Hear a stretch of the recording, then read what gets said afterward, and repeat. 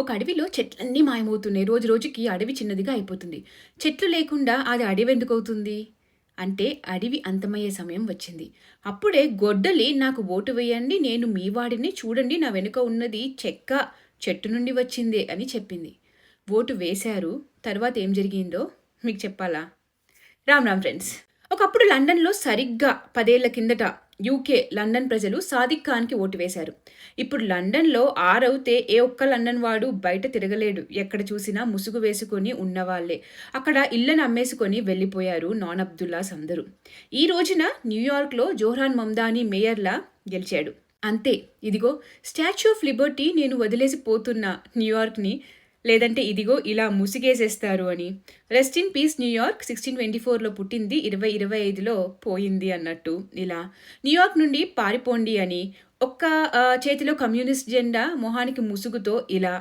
New York నుండి పారిపో లేదా మతం మారు కమ్మింగ్ సూన్ అనుకుంటూ పాత సినిమా ఉంది కదా, న్యూయార్క్ నుండి తరమపడడం ఎక్సోడస్ ఇప్పుడు మళ్ళీ నిజమయ్యేలా ఉంది అని. ఉగ్రవాది సూట్ వేసుకుంటే ఉగ్రవాది అవుతాడు, ఇంకేది అవ్వడు అని. 9/11 ట్విన్ టవర్స్ని పేల్చిందెవరో అప్పుడే మర్చిపోయారా?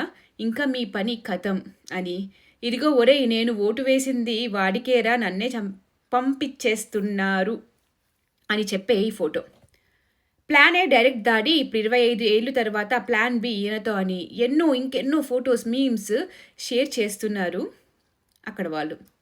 ఇంకో పక్క ఇక్కడ అబ్దుల్లాలు కాంగ్రెస్ కమ్యూనిస్టులు ఏ భారత మూలాలు ఉన్న అబ్దుల్లా గెలిచాడ్రా, మా అబ్దుల్లా అని చొక్కాలు చించుకుంటున్నారు. అలా చించుకుంటూనే స్పీచ్లో నెహ్రూ ఖాన్ స్టేట్మెంట్ని ఈయన ఎగ్జాంపుల్లా తీసుకున్నాడు తెలుసా.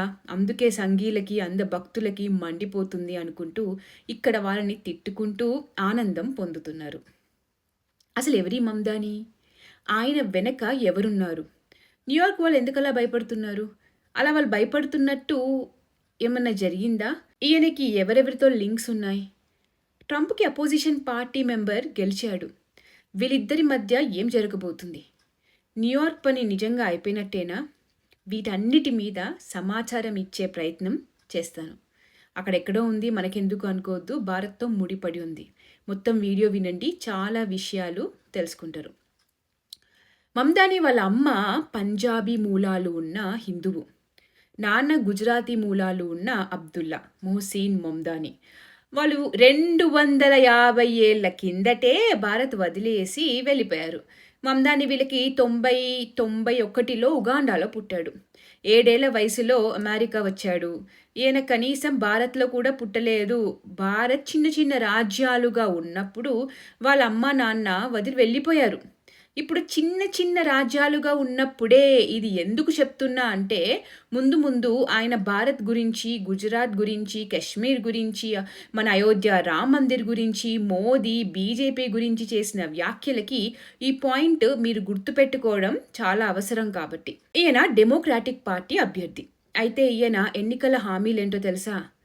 తాను గెలిస్తే ఉచితం అంతా ఉచితం, ఫ్రీ బీస్, ఉచిత విద్యుత్తు, స్త్రీలకు ఫ్రీ బస్సు, ఫ్రీ నీళ్లు, ఫ్రీ డే కేర్. ఈ ఉచితాలు సలహా వెనకాల ఎవరున్నారో చూడాలనుందా? ఈ ఫోటో చూడండి. ఎవరో తెలుసా? Alex Soros. పేరు విన్నట్టుంది కదా. ఎస్, జార్జ్ సారోస్ వారసుడే. ఇప్పుడు ఈ కాంగ్రెస్ ఉచితాలు ఈయన ఉచితాలకి లింక్ ఎందుకుందో మీకు అర్థమైపోయి ఉంటుంది. ఇక్కడ రాహుల్ పప్పు ఖాన్, అక్కడ ఈ మమ్దానీ ఆడేది ఒకరి చేతిలోనే కాబట్టి అందుకే ఇక్కడ కాంగ్రెస్ కమ్యూనిస్టులు తెగ మురిసిపోతున్నారు. వాళ్ళు అనుకున్నది అక్కడ జరిగింది అని. ఉన్నోళ్ళ డబ్బులు తీసుకొని వాళ్ళకి ఎక్కువ ట్యాక్సులు వేసి ఏదైనా చేసి ఆ డబ్బులు లేని వాళ్ళకి ఇస్తా అన్నాడు ఈ Abdullah. I don't think that we should have billionaires because frankly it is so much money in a moment of such inequality. ఇక్కడ కూడా ఇదేదో విన్నట్టుంది కదా. ఎస్, మన పప్పు గారు కూడా ఇదే మాట చెప్పాడు మొన్నటిదాకా.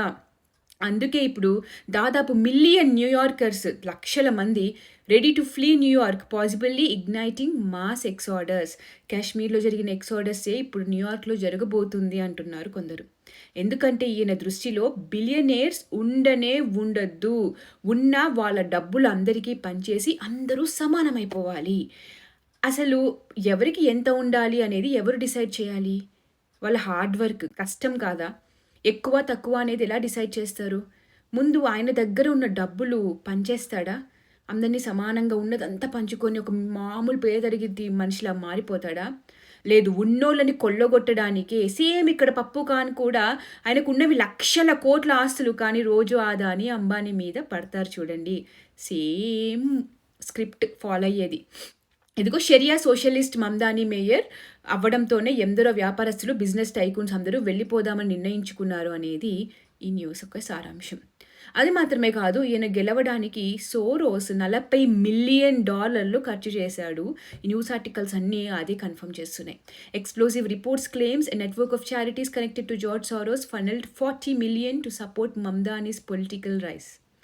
ఇంకా షాకింగ్ విషయం ఏంటి అంటే ట్విన్ టవర్స్ పేలుళ్లలో ఎవరైతే సహకారం ఉందో ఆయనతో ఈయన గారు చేతులు కలిపాడు అని ఫోటో దిగాడు. ఒక్కసారి ఫోటో చూడండి. సరే, ఈయన అసలు భారత్లో పుట్టలేదు, కానీ ఎన్నిసార్లు మన భారత్ విషయంలో తలదూర్చాడు, ఎవరికి మద్దతు ఇచ్చాడో తెలుసుకుందామా? వాళ్ళకి మజబ్ ముఖ్యం, ఎవరికి ఇస్తాడు? అబ్దుల్లాస్కే. But let's see. ఆగస్ట్ 2020లో టైమ్స్ స్క్వేర్ బిల్డింగ్ దగ్గర హిందువులను కించపరుస్తూ చేసిన వ్యాఖ్యలు, శ్రీరాముణ్ణి తిడుతూ హిందువుల్ని తిడుతూ మాట్లాడుతున్నారు. అయోధ్య రామ్ మందిర్ కడుతున్నారు అని వీళ్ళ ఏడుపు అప్పుడు. మస్జిద్ని తీసేసి అక్కడ మందిర్ కడుతున్నారు అని. కానీ మొదట అక్కడ ఉన్నదేంటి? రాముడి గుడి కాదా? దాన్ని బాబర్ అనే దురాక్రాంత కూల్చేసి టోపీ వేసుకోలేదా? సో ఎస్, వీళ్ళు బాబర్ వారసులే, ఆ దురాక్రాంత వారసులే. తల్లి హిందువైన వీళ్ళ మతంలో పెళ్లి చేసుకుంటే ఆమె మతం మారాల్సిందే. ఒక రకంగా లవ్ జిహాద్ అయినట్టే అప్పట్లో. వాళ్ళ తల్లి హిందువుగా ఈయనని చూడలేకపోయింది, చూసారా? రాముడి మీద ద్వేషంతోనే పెరిగాడు. సో ఆ గుడిని కట్టించడానికి కారణమైన బీజేపీ అన్నా మోదీ అన్నా ఇతగాడికి నిలువెల్లా కోపం, ద్వేషం. ఎగ్జాక్ట్లీ లైక్ కాంగ్రెస్ కమ్యూనిస్టులు. ఇంకొకసారి మన గుడికి వెళ్ళి I hate BJP, I hate Modi అన్నాడు. ఎందుకట? ఇండియా ఒకప్పుడు అన్ని మతాలకు తల్లిలా ఉండేదట, ఇప్పుడు అలా లేదట. అరే, మీ దేశంలో మేము ఉండం, మా మతం మీ మతం కలిసి ఉండలేరు, మాకు దేశం ముక్కలు చేయండి, వేరే దేశం ఇవ్వండి అని అన్నది ఎవరు? మోదీ ఉన్నప్పుడా? బీజేపీ ఉన్నప్పుడా? నెహ్రూ ఉన్నప్పుడా? విడిపోయింది ఎవరెవరు? విడిపోయి వెళ్ళిన వాళ్ళకి మళ్ళీ భారత్తో ఏం పని, ఇక్కడ ఎందుకున్నట్టు? ఒకటి, అరే ఈ దేశంలో పుట్టనోడు, ఎప్పుడూ బతకనోడు ఈ దేశం గురించి ఎందుకంత బాధ? ఏం చూశాడని బాధ? 2, 3 ఈ దేశంలో ఎప్పుడు ఇష్టం అంటే తలాక్ తలాక్ తలాక్ అని 3 సార్లు గోడ మీద రాసి వాట్సాప్ మెసేజ్ చేసి ఇలా ఎక్కడ పడితే అక్కడ 3 సార్లు చెప్పగానే రోడ్డు మీద వదిలేసిన ట్రిపుల్ తలాక్ వల్ల బాధపడే అబ్దుల్లీలు ఉన్న దేశం వీళ్ళకి ఇష్టం అన్నమాట. దాన్ని తీసేసి అబ్దుల్లీలలో ఆత్మస్థైర్యాన్ని నింపిన మోదీ వీళ్ళకి ఎందుకు ఇష్టం ఉంటుంది? లేదా కాశ్మీరీ హిందువులను రలీవ్ గలీవ్ చలీవ్ అని రాత్రికి రాత్రి అబ్దుల్లాస్ తరిమి కొట్టిన భారత్ అప్పుడు ఉండింది కదా, అందుకే ఆ భారత్ వాళ్ళకి ఇష్టం. ఇప్పుడు అలా లేదు కదా, అందుకే నచ్చటం లేదు. పాకిస్తాన్, ఆఫ్ఘనిస్తాన్, బంగ్లాదేశ్లో హిందూ అనే వారిని ఇంకా హింసిస్తూనే ఉన్నారు. అక్కడ జనాభా రోజు రోజుకి, హిందువుల జనాభా రోజు రోజుకి తగ్గిపోతూనే ఉంది. కానీ ఆ దేశాలకు వెళ్ళి ఐ లవ్ పాకిస్తాన్ అని అంటారు.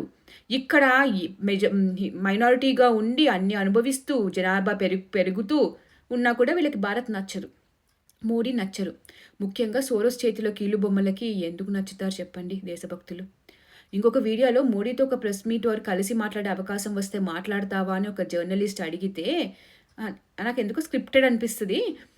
గుజరాత్ నుండి మిగిలిన లాస్ట్ అబ్దుల్లా అని నేను 2002 గుజరాత్ రైట్స్లో అందరినీ లేకుండా చేశాడు మోదీ, మిగతా వాళ్ళని పారిపోయేలా చేశాడు, ఉండకుండా బతకనివ్వకుండా చేశాడు. నేను గుజరాతీ అబ్దుల్లా అంటే ఓ గుజరాత్ నుండి ఒక్క అబ్దుల్లా ఉన్నాడా అని షాక్ అవుతారు అని చెప్పుకొచ్చాడు.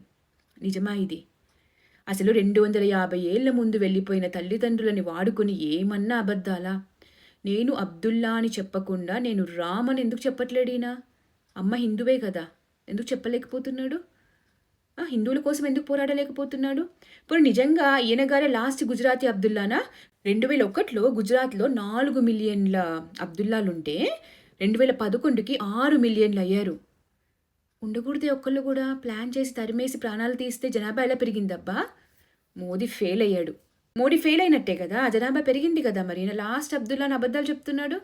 ఇక్కడ వీళ్ళు ముఖ్యమైన విషయాన్ని మర్చిపోయారు. 2 బోగీలని, రైళ్ల బోగీలని ప్రణాళికబద్ధంగా ప్లాన్ చేసి 2,000 మంది చుట్టుముట్టి తగలపెట్టేశారు. బయటికి రాకుండా సీకులతో బంధించేశారు, డోర్లు కట్టేశారు. చిన్న పిల్లలు, మహిళలు అందరూ భక్తులని సజీవంగా. ఈ విషయం చెప్పాడా? సేమ్ స్ట్రాటజీ 9/11లో ఎందరి ప్రాణాలు తీసింది ఎవరు? అబ్దుల్లాస్ కాదా? అబ్దుల్లా ఉగ్రవాదులు కాదా? దాని తర్వాత వాళ్ళ అత్తట ముసుగు వేసుకొని ట్రైన్లో వెళ్ళడానికి భయపడిందట అని ముసలి కన్నీరు పెడుతున్నాడు. దానికి కారణం ఎవరు? ఆమె భయపడడానికి కారణం ఎవరు?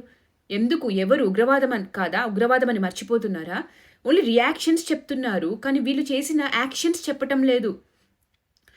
రామ్ మందిర్ని కూల్చడము చెప్పరు, పాకిస్తాన్ కావాలన్నది చెప్పరు, 9/11 ట్విన్ టవర్స్ మీద దాడి చేసింది చెప్పరు. దానివల్ల జరిగిన పర్యవసానాలు ఏవైతే ఉన్నాయో వాటి మీద ముసలి కన్నీరు కాచి విక్టిమ్ ప్లే చేస్తున్నారు. అయితే ఈ ఎలక్షన్స్లో కూడా ఫేర్గా గెలవలేదని, బ్యాలెట్ పేపర్లో ఈయన పేరు 2 సార్లు ఉందని, అసలు ఎలక్షన్స్లో నించోని క్యాండిడేట్ పేరు ఉందని, ఓట్లు డివైడ్ చేయడానికి ప్లాన్ చేశారు అని, ఐడి అడగలేదు అని ఎందరో ఓటు వేసి వచ్చిన వాళ్ళు చెప్పడమే కాకుండా స్వయంగా ఎలాన్ మస్క్ కూడా అదే విషయాన్ని ట్వీట్ చేశారు. వాట్ ఆర్ దీస్ ఎలక్షన్స్ అని.